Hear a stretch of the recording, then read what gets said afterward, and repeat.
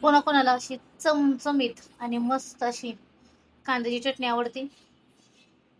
हे पाव कोणाकोणाला आवडते अशी मस्त चणचणीत अशी कांद्याची चटणी. बघूनच तोंडाला पाणी सुटतंय ना. तर अशी कांद्या चटणीची रेसिपी जशी मी बनवली आहे अशी जर करून खायची असेल तर पूर्ण रेसिपी बघा, पूर्ण व्हिडिओ बघा आणि नक्की करून पहा. कांद्याची चटणी एकदम भन्नाट, झणझणीत आणि प्युअर गावरान तडका कांद्याची चटणी. श्री स्वामी समर्थ सगळ्यांना. तर मी आज बनवणार आहे एकदम मस्त अशी माझ्या आईची रेसिपी. जी मी लहान होते तेव्हा माझ्या आईने ती रेसिपी बनवलेली कांद्याची चटणी. ती पण एक वेगळ्या पद्धतीची कांद्याची चटणी आहे. तुम्ही म्हणाल की कांद्याची चटणी म्हणजे नॉर्मल आहे, तर जी आपले जे नॉर्मल कांदे असतात ती चटणी वेगळी आणि जी मी बनवणार आहे ती चटणी वेगळी आहे. आणि एकदम झणझणीत चमचमीत अशी चटणी आहे. ती तुम्हाला नक्की आवडणार आहे. तर माझा पूर्ण व्हिडिओ बघा, स्किप न करता एकदम पूर्ण व्हिडिओ बघा आणि माझ्या यूट्यूब चॅनलला सबस्क्राईब करा, व्हिडिओला लाईक करा, शेअर करा. तुम्हाला मी ज्या माझ्या गावरान म्हणजे गावाकडच्या पद्धतीच्या रेसिपी आहेत ते मी तुम्हाला पूर्ण दाखवण्याचा प्रयत्न करते. तर मंडळी, मी आणली होती बाजारातून कांद्याची पात. तर मी ह्याची कांद्याची पात काढली चिरून बाजूला आणि ठेवलेली. आणि आता म्हणलं ह्याचं काय करायचं, हे वेस्ट जाईल. तर वेस्ट जाण्यापेक्षा मी डोकं चालवलं. म्हणलं तर मंडळी, मी बाजारातून आणली होती कांद्याची पात आणि कांद्याची पात चिरून बाजूला काढली. मग मी म्हणलं आता हे वेस्ट जाण्यापेक्षा ह्याचं काहीतरी करावं. मग मी चालवलं डोकं. मी म्हणलं आता ह्याची एक पदार्थ बनवणार, असा पदार्थ की त्यांनी तोंडाला चवच आली पाहिजे, मस्त असा छान. आता हे म्हणजे भरपूर लोक हे टाकून देत असते. कधी ह्याला निवडायचं, कधी काय करायचं किंवा कधी साफ करायचं. तर काही अवघड गोष्ट नाहीये, लगेच होतं हे. आणि मी आता याच्यापासून तुम्हाला एक छान अशी मस्त चटणी बनवून दाखवते आणि ती पण एक नंबर, की अशी तुम्ही एक काय दोन भाकरी खाल हिच्या बरोबर. तर चला आपण रेसिपी चालू करू. तर सगळ्यात पहिल्यांदा तर आपण याला स्वच्छ असं पाण्याने धुवून घेणार आहे. ही जी सगळी माती आहे ती पूर्ण सगळी आपण काढून घेणार आहे. सगळ्यात पहिल्यांदा आपण याला स्वच्छ असं मस्त धुवून घेणार आहे चांगलं. तिथंच तीच माती लागली नाही पाहिजे आपल्या दाताखाली, नाही आपण भाजी जेव्हा बनवतो तेव्हा तसं किती माती लागते. एकदम स्वच्छ धुवून घ्यायचं याला, पूर्ण माती काढून घ्यायची होती स्वच्छ धुवून. किती वेळ लागतो सांगा त्याला टाकून देण्यापेक्षा? तर किती छान भाजी होईल. किती वेळ लागतो याला साफ करायला? मला 30 सेकंद पण नाही लागले साफ करायला, धुवायला.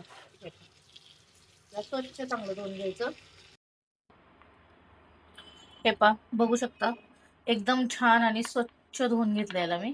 आता काही काही माती नाही राहिली. आता आपण हे जे आहे हे मुळ्या, जे कांद्याच्या मुळे असतात खालच्या, ते आपण कट करून घेणार आहे. आणि हे हा जो कांदा आहे, हे बुड आहे कांद्याच्या पातीचं, ते आपण एकदम बारीक छान असं चिरून घेणार आहे. हे सगळं स्वच्छ करून घेणार आहे. दाखवते मी तुम्हाला. तर मंडळी बघा, मी हे सगळं पूर्ण असं स्वच्छ करून घेतले. त्याचे पूर्ण जे मुळ्या वगैरे होत्या ते सगळ्या काढून घेतल्यात. आणि आता आपण हे चिरून घेणार आहे बारीक, एकदम छान असं बारीक असं चिरून घेणार आहे मी याला चाकूच्या सहाय्याने. चिरून हे बघा, हे एकदम असं बारीक बारीक, हे असं बारीक बारीक करायचं चाकूच्या सहाय्याने. असं आपण जसं कांदा चिरतो बारीक, आपण कांदा भजी किंवा कांद्याची चटणी करायला कांदा चिरतो ना, तसं याला बारीक चिरून घ्यायचं मस्त. चिरताना चाकू मात्र लावून घ्यायचं नाही हाताला, नाहीतर चाकू लावून घ्यायचा आता.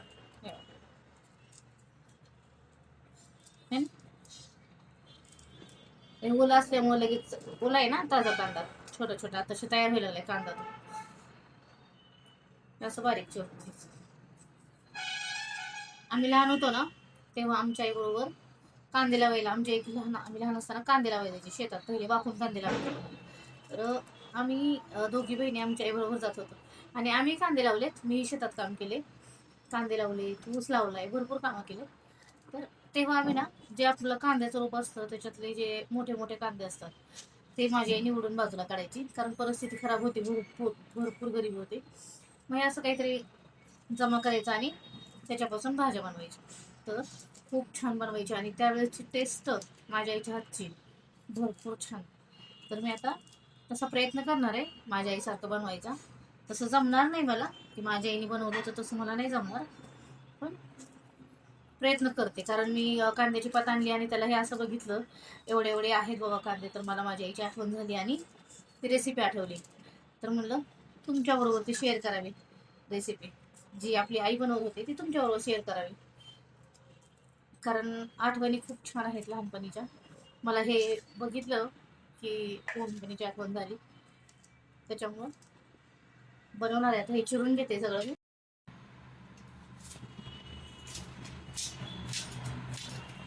हे बघा, आपण हे असं बारीक मस्त चिरून घेतलंय.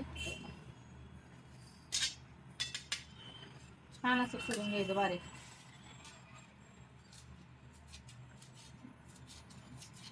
कारण मी हातात चिरत होते, पण ते काय उरके नाही चिरायला, उशीर व्हायला लागलं. मला आता पटकन आपण असं चिरून घ्यायचं.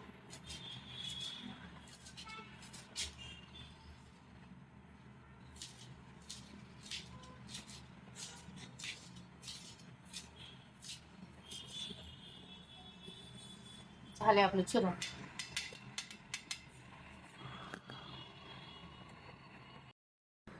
तर आता हे मी 10-12 कप पाकळ्या लसणाच्या आणि 1 इंच आल्याचा तुकडा घेतलाय. तर आता हे आपण बारीक असं एक पेस्ट करून घेणार आहे. हे आल्या लसणाची बारीक पेस्ट करून घेणार आहे. आणि त्याचबरोबर मी घेतलंय एवढं टमाटर. तुम्ही म्हणाले एवढंच का घेतलंय टमाटर, तर त्या चटणीत टमाटर जास्त नसतंच, तरी पण मी घेतलंय. आणि आता टमाटर थोडं घालायचं कारण म्हणजे एवढी महाग झालेत ना टमाटे, काय बोलायचं काम नाही. 80 रुपये किलो आहेत. रात्री मी भाजीपाला आणायला गेले, 80 रुपये किलो टमाटे. मी म्हणलं नको बाबा, मला एवढी आमची परिस्थिती नाहीये, मला 10 रुपयाचे टमाटे द्या म्हणलं. 10 रुपयाचे आतपाव टमाटे आले 2, म्हणजे 5 रुपयाला एक टमाटर. विचार करा, 2च आले. आतपाव म्हणजे पुण्यात आतपाव म्हणतात 1.25 ग्रॅम. 2 टमाटे आले 1.25 ग्रॅममध्ये. तर एका टमाट्यामध्ये मी 4 भाज्या केल्यात. एवढे एवढे 4 तुकडे केले, एवढे एवढे, म्हणजे एकूण 4 भाज्या होते, असं केले. तर मग आता मी ह्या टमाट्या चटणीला घालणार आहे. काय करणार आता, महागाई आहे. आपण शेतकऱ्यांना काही बोलत नाहीये, कारण कसं आहे बघा की आता पावसामुळे त्यांचं भरपूर नुकसान झालेलं आहे. आणि मी पण एक शेतकऱ्याची मुलगी आहे आणि मी पण गावाकडची, त्याच्यामुळे मी समजू शकते सगळ्या भावना शेतकऱ्यांच्या. पण काय करणार, आमच्या खिशाला पण परवडत नाही. कारण जेवढी कमाई आहे तेवढी भाजीपाल्यात आणि ह्याच्यातच जाते. पुण्यात महागाई भरपूर आहे, त्याच्यामुळं थोडं थोडं घालायचं. जे घालायचंच नाही पूर्ण ते थोडं थोडं घालायचं. मग मी जुगाड लावला की एका टमाट्याचे 4 भाग केले, त्याच्यामध्ये आपण 4 भाज्या बनवणार आहे. तर आता हे मी टेचून घेते. आपले हे पूर्ण पात पण झालेले आहे चिरून. हे बघा, सगळे असे कांद्याचे चिरून झालेले आहे. तर मी आता पुढची तुम्हाला प्रोसेस दाखवते. त्या सामानाची चटणीच्या सामानाची तयारी झालेली आहे.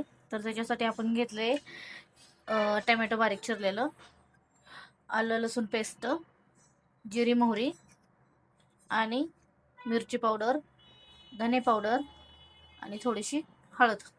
तर एवढ्या थोड्याशा सामानामध्ये खूप अशी छान झणझणीत आणि चमचमीत चटणी होते. आणि हे बारीक चिरलेले आपले कांदे. आणि आता मी कढई गरम करायला ठेवलेली आहे, आपण त्याच्यामध्ये तेल टाकून घेणार आहे. तर चटणीसाठी आपण घालायचे 3 पळ्या तेल. छान होते अशी चमचमीत मस्त.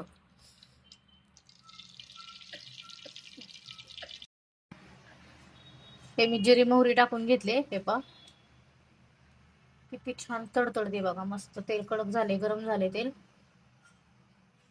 तर ह्याच तेलामध्ये आपण टाकणार आहे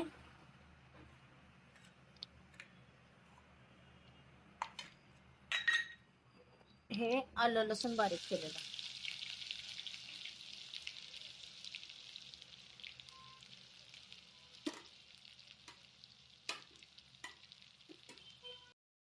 हे छान असं हलवून घेणार आहे आपण.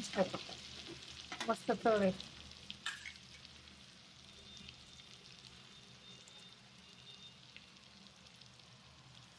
त्याच्यातच घालून घेणार आहे आपण हे बारीक चिरलेलं टोमॅटो.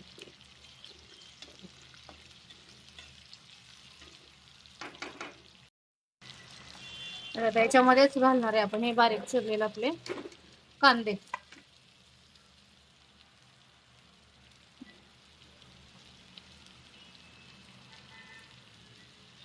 मसाले आपण वरण घालणार आहे, ते तेलात नाही टाकणार आहे, कारण आपल्याला कांदा छान तेलात परतून घ्यायचा भाजून. मसाले जास्त आपण अगोदर मसाले टाकले तर कांदा भाजेपर्यंत मसाले करपतात. त्यामुळं आधी कांदा भाजून घेणार आहे आपण.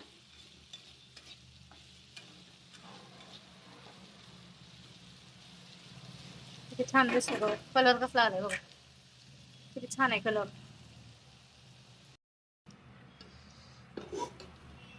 आता हे झाकून ठेवले ताट आपण काढू. हे बघ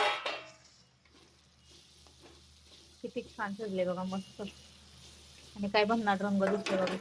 आपण तेलात मसाले नव्हते टाकले, वरून टाकले होते, तरी पण रंग किती छान आलाय बघा, मस्त. आणि आता आपण टाकू शेंगदाण्याचे कूट, सगळ्यात लास्ट. खूप छान लागते. तुम्ही एक भाकरी खाता खाता 2 भाकरी खाल अशी चटणी करून खाल्ल्यावर, एवढी छान चटणी होते, एकदम मस्त.